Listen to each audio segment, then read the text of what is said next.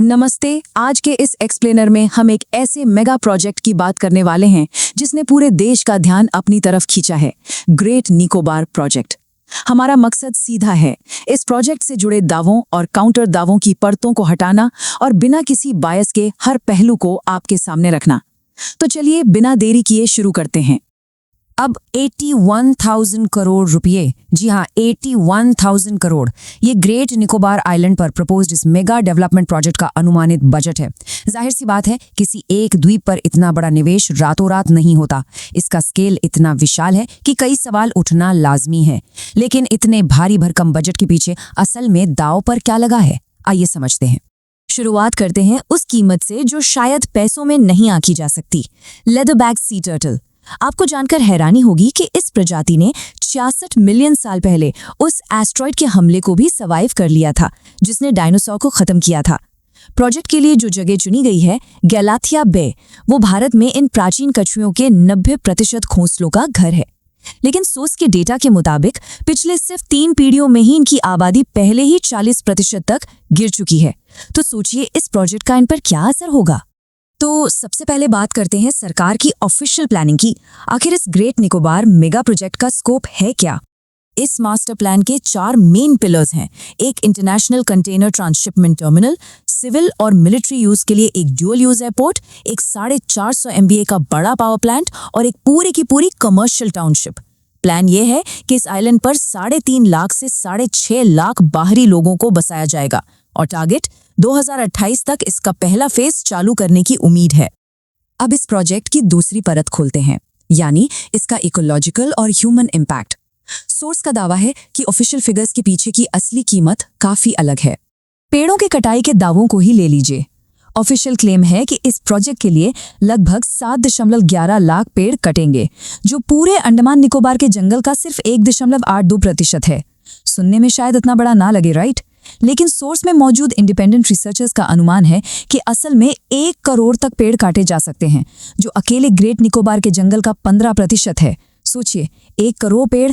Source के मुताबिक 100 साल पुराने इन पेड़ों के कटने से लोकल टेम्परेचर 2.41 डिग्री सेल्सियस तक बढ़ सकता है और बारिश में भारी कमी आ सकती है। लेकिन बात सिर्फ पेड़ों की नहीं है, यहाँ के इंसानों पर, खास तौर पर शोम्पेन जनजाति पर इसका क्या असर होगा। ये एक ऐसा आदिवासी समूह है जिसका बाहरी दुनिया से संपर्क न के बराबर है। 2011 में जब आखिरी बार इन्हें गिना गया था तो इनकी दर्ज की गई आबादी सिर्फ 29 थी। क्योंकि ये हमसे और आपसे पूरी तरह कटे हुए हैं, तो इनके शरीर में हमारी आम बीमारियों से लड़ने की इम्यूनिटी भी नहीं है। स्थिति कितनी सीरियस है, इसका अंदाजा इस बात से लगाइए कि सर्वाइवल इंटरनेशनल और 13 इंटरनेशनल जेनोसाइड एक्सपर्ट्स ने इसे एक डेथ सेंटेंस, जो नरसंहार के बराबर है, का नाम दिया है। एक्सपर्ट्स चेतावनी देते हैं कि जब इतने सारे बाहरी लोग वहां पहुंचेंगे और जंगल कटेंगे तो इस जनजाति का खाना पीना छिन जाएगा और वो शायद हमेशा के लिए विलुप्त हो जाएं।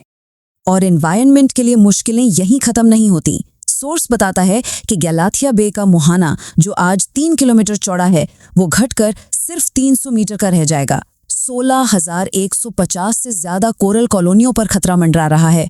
आधिकारिक तौर पर कहा गया है कि इन्हें रीलोकेट किया जाएगा, लेकिन सोर्स में कुछ साइंटिस्ट्स ने इसे साइंटिफिक मैडनेस कहा है, क्योंकि कोरल रीलोकेशन का सक्सेस रेट अभी प्रूवन नहीं है। इसके अलावा निकोबार मकाक और ट्री श्रू जैसे लोकल जीवों की प्रजातियों पर भी खतरा है। हमें ये भी याद रखना चाहिए कि ये पूरा इलाका 2013 से यूनेस्को बायोस्फीयर रिजर्व का हिस्सा है। खैर, अब हम तीसरे अहम पहलू पर आते हैं, एडमिनिस्ट्रेटिव और लीगल डिस्प्यूट्स। सोर्स का आरोप है कि प्रोजेक्ट को फास्ट ट्रैक करने के लिए कुछ नियमों को बाईपास किया गया। जैसे फॉरेस्ट राइट्स एक्ट 2006 को ही देखें। नियम के मुताबिक जंगल की जमीन लेने के लिए आदिवासियों की सहमति और सब डिविजनल कमेटी में उनका रिप्रेजेंटेशन होना जरूरी है, साथ ही ग्राम सभा की मंजूरी भी चाहिए। लेकिन सोर्स दावा करता है कि इस लीगल प्रोसेस को पूरा करने के लिए एक तथाकथित लक्ष्मी नगर पंचायत ग्राम सभा से मंजूरी ली गई, जिसमें कमाल की बात यह है कि एक भी आदिवासी मेंबर था ही नहीं। सोर्स इसे नियमों के साथ एक बड़ा खिलवाड़ बताता है। घटनाओं के क्रम को देखें तो तस्वीर और साफ हो जाती है। 1997 में गैलाथिया बे को वाइल्ड लाइफ सेंचुरी डिक्लेयर किया गया। 2020 में वहां के कोरल्स की ऑफिशियल मैपिंग हुई। फिर जनवरी 2021 में अचानक सेंचुरी का स्टेटस हटा लिया गया। सोर्स का आरोप है कि 2021 के आखिर तक नक्शे से कोरल्स को ही गायब कर दिया गया और जो एनवायरमेंटल इम्पैक्ट असेसमेंट यानी EIA है, जिसे आमतौर पर महीनों लगते हैं, उसे महज 6-7 दिनों की हड़बड़ी में पूरा कर दिया गया। अब थोड़ा जियोपॉलिटिक्स पर बात करते हैं। प्रोजेक्ट के फेवर में सबसे बड़ा तर्क मलक्का स्ट्रेट और नेशनल सिक्योरिटी का दिया जाता है। मलक्का स्ट्रेट आखिर है क्या? ये हिंद महासागर और साउथ चाइना सी को जोड़ने वाला एक बेहद संकरा और क्रिटिकल जलमार्ग है।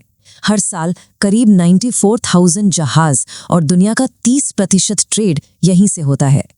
ऑफिशियल जस्टिफिकेशन ये है कि ग्रेट निकोबार प्रोजेक्ट भारत को एक ऐसा रणनीतिक बेस देगा जिससे जरूरत पड़ने पर चीन की ऑयल सप्लाई को चोक किया जा सकेगा। बट वेट, सोर्स के मुताबिक ज्योग्राफी की असलियत कुछ और ही है। इस स्ट्रेट का जो एक्चुअल चोक पॉइंट है वो सिंगापुर और मलेशिया के पास है, जहां इसकी चौड़ाई सिर्फ 2.8 किलोमीटर है, जबकि ग्रेट निकोबार अंडमान सागर में स्थित है, जो उस एंट्री पॉइंट से ही 200 से 300 किलोमीटर दूर है। सोर्स का आर्ग्यूमेंट है कि इतनी दूर बैठकर इसे एक फिजिकल चोक पॉइंट की तरह यूज करना प्रैक्टिकली इम्पॉसिबल है। और चीन भी तो चुप नहीं बैठा है ना। सोर्स बताता है कि मलक्का डिलेमा वाली थ्योरी अब आउटडेटेड हो चुकी है। पिछले 2 दशकों में चीन ने कई ऑल्टरनेटिव रास्ते बना लिए हैं, जैसे म्यांमार की pipelines, China Pakistan economic corridor, central Asia से होने वाले इंपोर्ट्स और यहाँ तक कि आर्कटिक पोलर सिल्क रोड। तो चीन अब पूरी तरह से मलक्का स्ट्रेट के भरोसे बिल्कुल नहीं है। तो फिर असली कहानी क्या है? हम इस एक्सप्लेनर के आखिरी हिस्से में पहुंच गए हैं, जहां सोर्स ये सवाल उठा रहा है कि क्या सिक्योरिटी सिर्फ एक मुखौटा है और असली मकसद कुछ और ही है।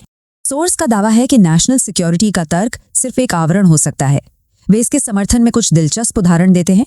जैसे दावा किया गया है कि बैटल ऑफ गलवान नाम की एक फिल्म का नाम बदलकर मातृभूमि कर दिया गया ताकि बीजिंग नाराज ना हो, या फिर विदेशी दबाव में ईरान के चाबहार पोर्ट की फंडिंग का कम होना। हम यहाँ किसी का पक्ष नहीं ले रहे हैं, बस न्यूट्रली बता रहे हैं कि सोर्स के मुताबिक बड़े जियोपॉलिटिकल दावों और जमीनी हकीकत में कभी-कभी बड़ा फर्क हो सकता है। तो सोर्स के हिसाब से रियल प्लान क्या है? उनका दावा है कि इस पूरे प्रोजेक्ट का कोर फोकस कमर्शियल एक्सप्लॉयटेशन है। 114.9 स्क्वायर किलोमीटर की इस टाउनशिप में casino, luxury resorts, adventure sports और एंटरटेनमेंट क्लस्टर्स बनाने की बात चल रही है। और एक बहुत ही इंटरेस्टिंग डिटेल जो सोर्स ने शेयर की है, इस प्रोजेक्ट को बनाने में इंटरेस्ट दिखाने वाली 11 कंपनियों में से एक नाम अडानी पोर्ट्स का भी है। इन सब दावों और तथ्यों को देखने के बाद अंत में एक बहुत ही गहरा सवाल उठता है। क्या इस नेशनल इंफ्रास्ट्रक्चर और कमर्शियल डेवलपमेंट की कीमत के रूप में 66 मिलियन साल पुराने इकोसिस्टम को हमेशा के लिए खो देना और एक ऐसी जनजाति को खतरे में डालना जायज है जिसका हमारी इस दुनिया से कोई लेना देना ही नहीं है? विकास और हमारी बेशकीमती इकोलॉजिकल धरोहर के बीच की ये लड़ाई वाकई बहुत कॉम्प्लेक्स है। इस एक्सप्लेनर में हमारे साथ जुड़ने के लिए आपका शुक्रिया। उम्मीद है इस एनालिसिस से आपको इस पूरे मुद्दे को हर पहलू से समझने में मदद मिली होगी।